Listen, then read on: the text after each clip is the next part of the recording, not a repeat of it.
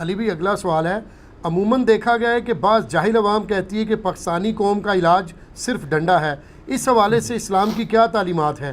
اگر کوئی ڈکٹیٹر تلوار یا بندوق کے زور پر حکومت پر قبضہ کر لے تو اس کی حکومت لیجیٹیمائز ہوگی یا پھر اس کے خلاف اٹھ کھڑا ہونا چاہیے؟ کوئی لیجیٹیمائز نہیں ہوگی، حرام ہوگی ایسی حکومت، اور ایسی سپریم کورٹ بھی اللہ تعالیٰ کی بارگاہ میں مجرم ہوگی اگر کسی ڈکٹیٹر کو لیجیٹیمائز کرتی ہے۔ آپ کو پتہ ہے پاکستان کی ہسٹری میں بھی جتنے مارشاء اللہ لگے ہیں نا، یہ سپریم کورٹ نے انڈورس کیے ہوئے ہیں۔ اگر سپریم کورٹ مارشاء اللہ کو انڈورس نہ کرے تو آرمی چیف مارشاء اللہ نہیں لگا سکتا۔ افتخار محمد چودھری صاحب نے یہی تو کیا تھا۔ مشرف اپنے زمانے کا کتنا بڑا فرعون بنا ہوا تھا، آج تک ہماری فوج کو آفٹر افیکٹس اس کے بھگتنے پڑ رہے ہیں۔ وہ تو بعد کے آرمی چیف کیانی یا رحیل شریف یا اب جو آئے ہیں، انہوں نے کچھ آ کے کچھ اپنا اعتماد عوام کے اوپر بحال کیا ہے، ورنہ جو کچھ وہ کر کے گیا تھا تو اس کو لیجیٹیمائز نہیں کیا تھا نا اس وقت کے چیف جسٹس نے، جب اس نے ایمرجنسی نافذ کی تھی۔ تو وہ دیکھ لیں، پھر مشرف کو ہی وردی اتارنی پڑی اور آج تک بھاگا ہوا ہے، واپس نہیں آ سکا۔ تو پاکستان میں جتنے بھی مارشاء اللہ لگے ہیں یہ لیجیٹیمائز کیے ہی جو ہے وہ سپریم کورٹ نے۔ تو سپریم کورٹ اگر یہ کام کرتی ہے تو ان کو یہ سمجھنا چاہیے کہ اگر آپ اس طرح کی چیزوں کو لیجیٹیمائز کریں گے تو اس کا تو مطلب یہ ہے کہ کل کو کوئی بھی کو پارٹی جتھا بنا کے قبضہ کر لے حکومت کے اوپر تو اس کی حکومت لیجیٹیمائز ہو جائے گی؟ نہیں، اسلام میں قطعاً کسی کو یہ حق حاصل نہیں ہے کہ وہ کسی کی مرضی کے بغیر اس کے اوپر حکومت کرے، جب تک کہ کثرت رائے نہ ہو۔ وَأَمْرُهُمْ شُورَى بَيْنَهُمْ قرآن میں ہے، مسلمانوں کے آپس کے معاملات مشورے سے چلتے ہیں۔ ٹھیک ہو گیا؟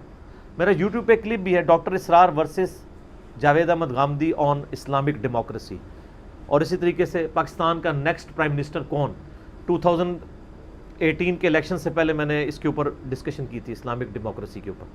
ایک تو وہ کافروں کی ڈیموکریسی ہے، ایک اسلامک ڈیموکریسی ہے جس میں قرآن و سنت کے دائرے کے اندر قوانین کثرت رائے سے طے ہوں گے۔ حلال اور حرام کا فیصلہ کثرت رائے سے نہیں ہوگا، وہ کتاب و سنت کی نص سے ہوگا، چاہے پوری دنیا بھی اکٹھی ہو جائے، حلال حلال ہے، حرام حرام ہے، ٹھیک ہے۔ لیکن حلال کے دائرے کے اندر نبی الاسلام بھی کثرت رائے سے فیصلہ کرتے تھے۔ آپ بھی حدیث کے بارے میں کہتے ہیں نا، جمہور محدثین کے نزدیک یہ راوی ثقہ ہے، جمہور محدثین، وہاں جمہوریت حلال ہو جاتی ہے، ویسے وہ ملوکیت کو صحیح کہتے ہیں اور جمہوریت کو حرام کہتے ہیں۔ ملوکیت سے 1 کروڑ گنا بہتر ہے جمہوریت، جدھر فریڈم آف ایکسپریشن تو ہے۔ جہاں دیکھ لیں عرب ملکوں میں ملوکیت ہے، آپ وہاں بات بھی نہیں سچائی کی کر سکتے، اور یہاں پہ آپ دیکھیں، آپ آزادی کے ساتھ مہذب انداز میں اپنا اختلاف رائے ریکارڈ کرواتے ہیں۔ اس پلیٹ فارم سے ہم اختلاف رائے نہیں کرتے، ہم پولیٹیشین سے بھی کرتے ہیں، پرائم منسٹر سے بھی کرتے ہیں، ہم ریاستی اداروں سے بھی کرتے ہیں، ایجنسی سے بھی علمی طریقے سے اختلاف ریکارڈ کرواتے ہیں۔ ہاں، یہ نہیں کہتے کہ پارٹی بنا کے جتھا بنا کے ٹوٹ پڑو ان پہ، اصلاح کی کوشش کرتے ہیں۔ اور اللہ کے فضل سے جو باتیں ہم 2012-13 میں کرتے تھے، آج اللہ کے فضل سے وہ ہمارے ملک کی پالیسیز بن چکی ہیں کہ نان سٹیٹ ایکٹرز نہیں ہونے چاہیے، جہاد صرف فوج کا کام ہے، اینٹی سٹیٹ ایکٹیویٹیز نہیں ہونی چاہیے، علماء مس یوز نہیں ہونے چاہیے۔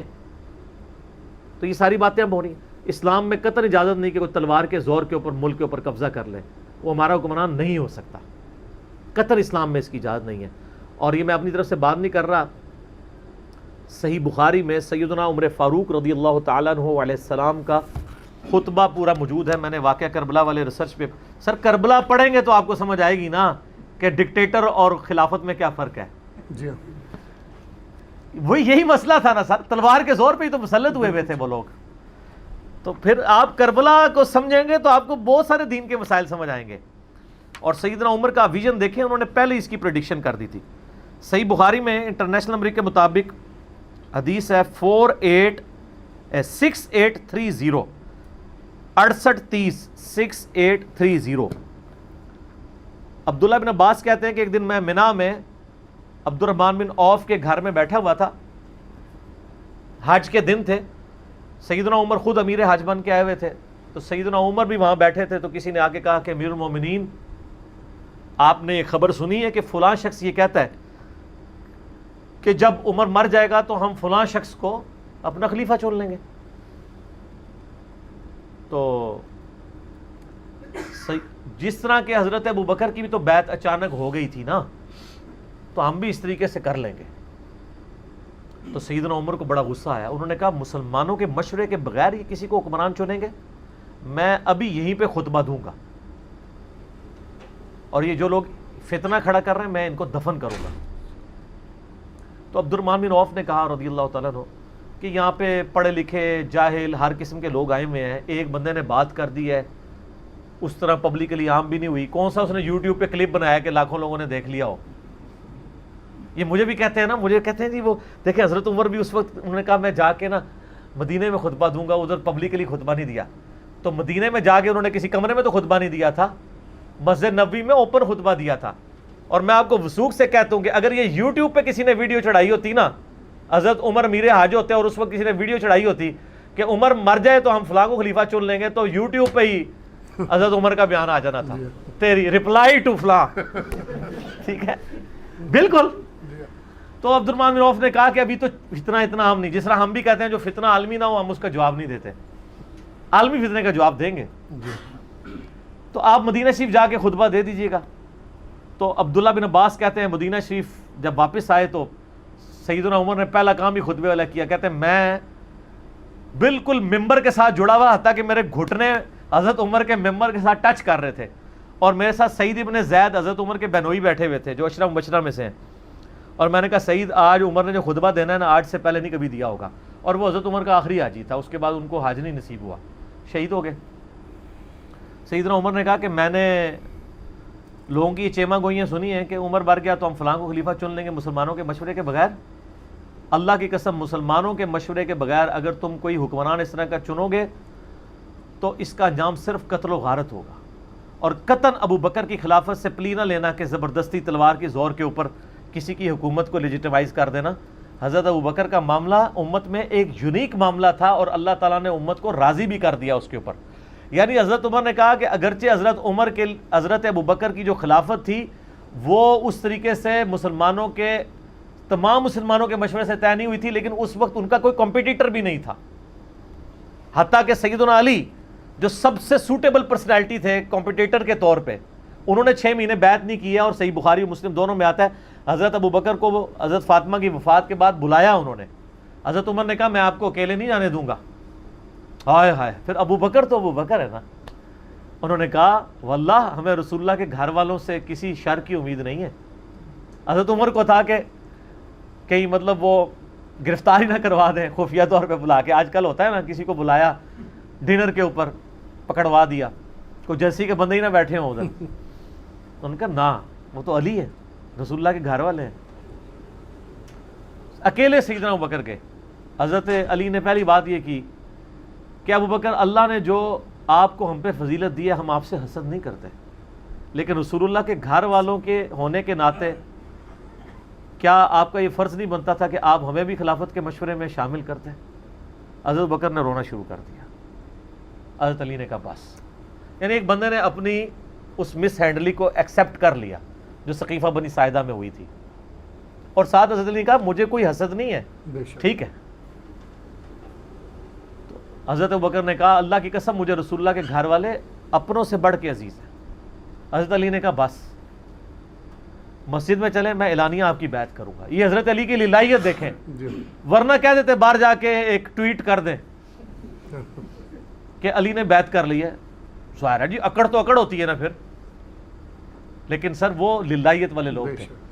انہوں نے کہا اگر میں نے پبلکلی مشہور ہے نا کہ میں نے بیعت نہیں کی ہے تو اب میں پبلکلی بتاؤں گا کہ میں بیعت کر رہا ہوں. ظہر کے وقت ممبر لگایا گیا, سب سے پہلے حضرت ابو بکر چڑھے ممبر پہ. بخاری مسلم کے الفاظ ہیں حضرت علی کے شان میں نبی علیہ السلام کے احادیث انہوں نے بیان کی کہ حضرت علی کی یہ شان یہ شان, اور پھر اینڈ پہ کہا کہ حضرت علی کے بیعت نہ کرنے کی وجہ یہ تھی کہ ہم نے ان کو مشورے میں شامل نہیں کیا.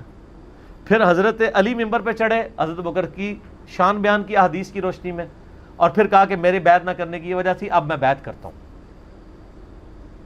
تو حضرت عمر نے کہا کہ یہ ایک اسپیشل کیس تھا, اب قیامت تک کوئی شخص تلوار کے زور پہ تم پہ مسلط نہ ہو.